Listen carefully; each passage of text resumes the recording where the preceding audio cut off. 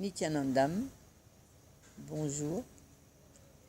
Ici Virupakshananda, ma Nitya Virupakshananda, alias Anne-Marie. Comme vous pouvez le voir, je suis blonde.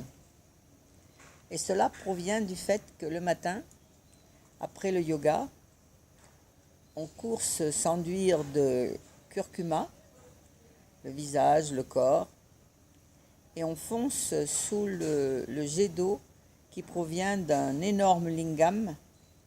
Et c'est de l'eau qui a des propriétés de guérison, et de toute façon elle est sacrée. Et donc voilà, on va se mettre sous le jet d'eau qui coule depuis le lingam.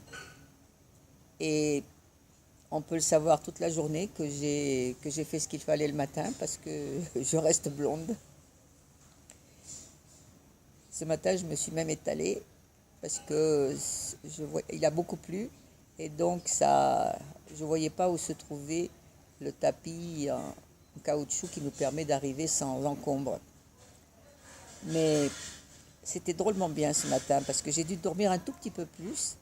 Et je ne sais pas si c'est un rapport de cause à effet, mais j'étais toute fraîche. Je n'avais pas cette espèce de lourdeur qui était une envie de dormir encore et encore. Ce matin, j'étais fraîche, j'étais ravie d'aller au yoga, d'en revenir, de m'habiller. Je suis même... oui, bon, non, j'ai commencé. Donc, je suis même restée éveillée la plupart du temps pendant la puja. Ne le dites à personne. Et il pleut beaucoup en ce moment, mais c'est délicieux. Le temps est frais. Là, je suis tout près de la maison de Swamiji et c'est toujours aussi bien. Et ce matin sont arrivés déjà ceux qui participent au Shaktipada, le programme gratuit d'une semaine où ils vont être initiés à des tas de pouvoirs.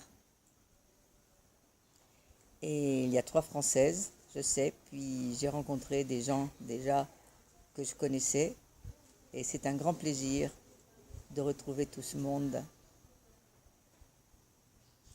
Shaktipada, ça veut dire être en unité, être en unité avec le gourou. Et si on y arrive tout le temps, de toute façon c'est la condition sine qua non pour arriver à manifester des pouvoirs, parce que les pouvoirs ne viennent pas de nous. Je l'ai peut-être dit déjà, c'est Swamiji qui fait les choses, qui fait bouger un objet, qui vous donne la réponse à une question, qui vous permet de voir et de scruter le corps de quelqu'un, de savoir quelles sont les maladies, ou d'avoir des visions à distance. Et il faut tout simplement être en amour avec lui, proche de lui, lui parler, être détendu. Ne même plus penser à trouver la solution de quoi que ce soit. Hier, il y avait des enfants qui témoignaient de ce qu'ils faisaient et de pourquoi ça marchait. Il y en avait une qui disait, bon, écoute, Swami, je sais que c'est toi qui fais tout. Alors, tu prends ton temps, tu le fais quand tu veux, mais je suis absolument sûre que ça va se passer, que ça va arriver. Et donc, à tout de suite. Et effectivement, le lingam avait roulé, ou le téléphone s'était allumé, ou la charge d'un téléphone portable avait augmenté. Et tous les enfants, il y en a eu 3 ou 4 qui ont partagé leur expérience. Et c'était tout du genre, voilà Swami, je suis là, toi aussi, ben, j'attends, te presse pas, quand tu veux. Et c'était très doux et c'était ça. Et ça a marché à chaque fois. Et il semblerait que pour nous, c'est un peu plus difficile parce que, c'est-à-dire que j'avais déjà dit qu'on a ce problème de doute de soi, de déni de soi et de haine de soi. Donc quand on arrive déjà à le surmonter, la plupart du temps, c'est magnifique. Mais ce qu'on fait maintenant, alors on sait qu'il faut être en unité, on sait qu'il faut être tout proche de Swami, le sentir vraiment présent, tout ça, mais on se débrouille.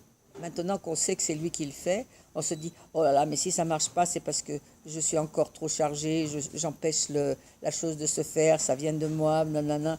Les enfants n'y pensent même pas une seconde. Ils savent que Swamiji va le faire et ils ne s'inquiètent plus du tout. Ils ne se mettent pas en cause, et ils sont tout à fait heureux, tranquilles, et ça marche bien. Voilà. Là, on va aller au satsang. Ça va être encore la fête. Bonne journée à tous. Nityanandam.